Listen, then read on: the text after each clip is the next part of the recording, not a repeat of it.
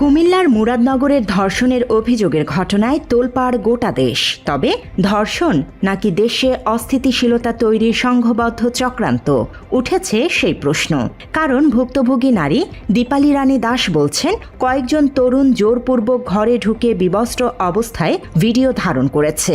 এ সময় মারধরও করা হয়েছে তাকে। পরে সেই ভিডিও ছড়িয়ে দেয়া হয় সামাজিক যোগাযোগ মাধ্যমে। আমি সবকিছু খুলে লাগছি, খোলার পরে 2-3 মিনিটও হয়নি, কিন্তু ওই 8-10 জন মানুষ আইসা করছে, আইসা দুজনের মারছে। আর কটা খোলা পাইতাইয়া ভিডিও করে ভিডিও ছাইড়া দিচ্ছে।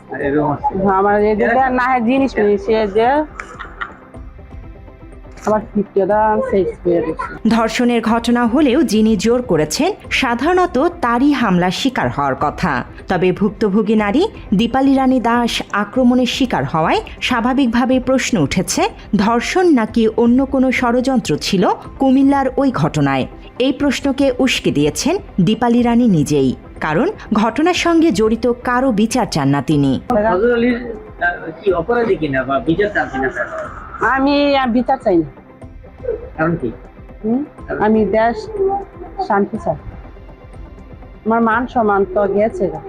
আর যারা ভিডিও ছাইরা দিল এইভাবে, যারা ভিডিও ছাইরা দিছে ভিডিও করে তারা মুক্তি পাক, যে অপরাধ করছে হ্যাঁ তো হ্যাঁ আর মুক্তি পাক, দেশ এলাকা সবাই মুক্তি পাক। দেশ মামলা করছিলেন কেন?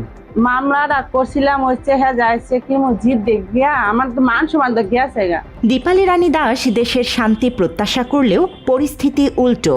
তার ঘটনাকে কেন্দ্র করে উত্তপ্ত হয়ে উঠেছে সামাজিক যোগাযোগ মাধ্যম। পাশাপাশি ঘটনাটি গত 26 জুনের হলেও মাঝের 2 দিন কেন প্রকাশ্যে আসেনি বিষয়টি আলোচনা চলছে সেটি নিয়েও। অভিযোগ উঠেছে 26 জুন রাতে ঘরের দরজা ভেঙে দক্ষিণ রামচন্দ্রপুর ইউনিয়নের বাহেরচরের বাসিন্দা ফজর আলীর হাতে ধর্ষণের শিকার হয়েছেন দীপালি রানী দাস নামের ওই নারী। এ সময় স্থানীয় কয়েকজন ঘটনাস্থলে উপস্থিত হলে সেখান থেকে দ্রুত পালিয়ে যান ফজর। এ বিষয়ে দীপালি রানী বলছেন, পারিবারিকভাবে অর্থ লেনদেনের সূত্র ধরে ফজরের সাথে সম্পর্ক তার, আর ওই সূত্র ধরেই সেদিন দীপালির ঘরে যান ফজর। আমি তো আমার মায়ের বলে টাকা দিচ্ছে, আমি তো আমার মারে টাকা কি দিবেন কি দিতেন, আমি টাকা তো ফাইনে আছেন, ফাইলে তোমার মারে নিয়ে দিয়ে আমি বাড়ি কিনি। রাইতে 11:30 বাজে ফজর আলী দরজা তাইছি। আমার পরে আমার মা আমার বাবা গেছে গা, একটা অনুষ্ঠান হচ্ছিল, এই অনুষ্ঠানে গেছে গা, আর আমার 2টা বাচ্চা ছেলে মেয়ে আছে ঘুমাই গেছে। ঘটনাটি সামাজিক যোগাযোগ মাধ্যমে ব্যাপকভাবে ছড়িয়ে পড়লে গুঞ্জন ওঠে ধর্ষণের অভিযুক্ত ফজর আলী বিএনপির কর্মী। তবে ফজর বিএনপির কোনো কর্মী নয় বলে দাবি করেন দলটির স্থানীয় নেতারা। এ বিষয়ে মুরাদনগর থানার ওসি জাহিদুর রহমান বলেন, মূলত আওয়ামী লীগের রাজনীতির সাথে জড়িত ছিলেন ফজর। তবে সে আওয়ামী লীগের সাথে জড়িত ছিল বলিয়া জানা যায়। বর্তমান সে কোন দল করে তা আমার।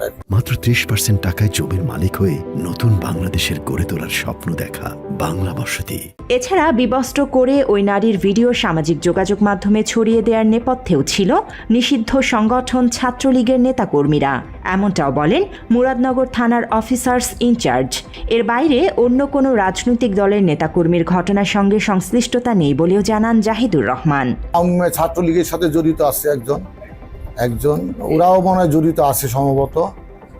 আর হলো যে এখন কিন্তু এনসিপির কোনো সদস্য এখানে জড়িত নাই আমার জানা মতে। আর হলো যে কারণে ওরা হয়তো এলাকার স্থানীয় ছেলে পেলে এই ঘটনা কেউ হয়তো তাকে জানাইছে, কিংবা কোনো রকম তারা টের পেয়ে তারা এই ঘরের ভিতর ঢুকে তাদের এই অবস্থা দেখে তারপর তাদের সাথে খারাপ আচরণ করে এবং ছবি তোলে, মারপিট করে।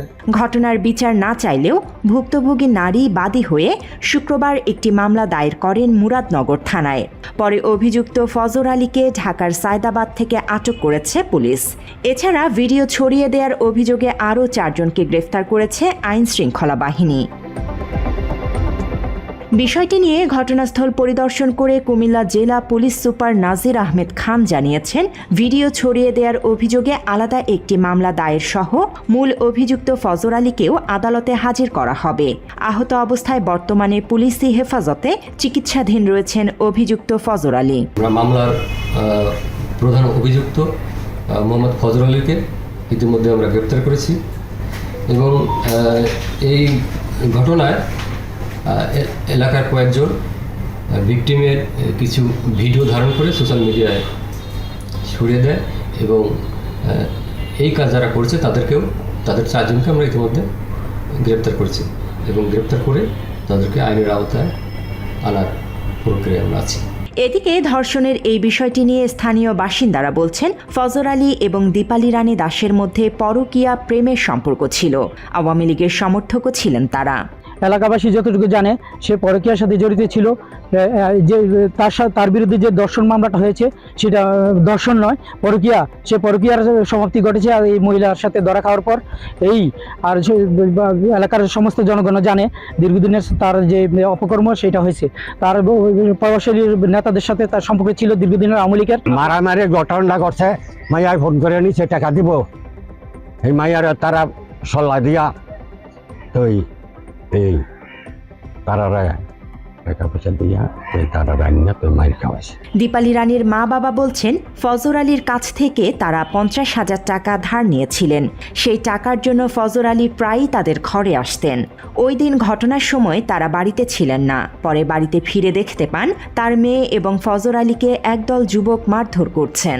বিয়ার আগে যিনি আনছি লাভে উঠছে আনকে দেন বিয়ার কাছালে আপনার দিয়ে পান পরে দিই কেবে মানে মরিয়া লাগা আমার বাড়ি ঘর লইয়া কোনো দুটান লইয়া আমার টান মার ভূতেরা আছে, আমার ভূতেরা বাদ দিব আমার। ফজর আলীর মা বলেন পাওনা টাকার জন্য দীপালি রানীর সাথে যোগাযোগ ছিল তার ছেলের। ষড়যন্ত্র করে ফজর আলীকে ফাঁসানো হয়েছে বলে দাবি তার। আমার ফোলা টেহা পাইব, টেহা লাগিয়ে আইছে, টেহা লাগিয়ে আউনে হে পারে খারই লেছে তো আর এরপরে তারা গিয়া বেরদা লাগছে। তারা বেরদা কন্যাইয়া লাশ করে হালাই লাগছে, হালাইয়া এরপরে গরু নিয়ে তারা করছে। এরপরে এই অন্য ফোলাফান দিয়ে এই কাপড় চোপড় মাইয়াটারে খুললে ইয়া করে তুই ইয়া করছে। এই ঘটনাকে পুঁজি করে দেশে অস্থিতিশীল পরিস্থিতি তৈরির সুযোগ খুঁজছে একদল কুচক্রী মহল, এমন আশঙ্কা রাজনৈতিক বিশ্লেষকদের। একইভাবে সাম্প্রদায়িকতা উস্কে দিয়ে ভারতের ষড়যন্ত্রের পথ খুলে দিচ্ছে আওয়ামী এবং ছাত্রলীগের গুপ্ত বাহিনী, এমন ধারণা বেশিরভাগ মানুষের। এই অবস্থায় ঘটনার সঙ্গে জড়িতদের দ্রুত শাস্তির আওতায় আনার দাবি সবার। Desk report, Bangla addition.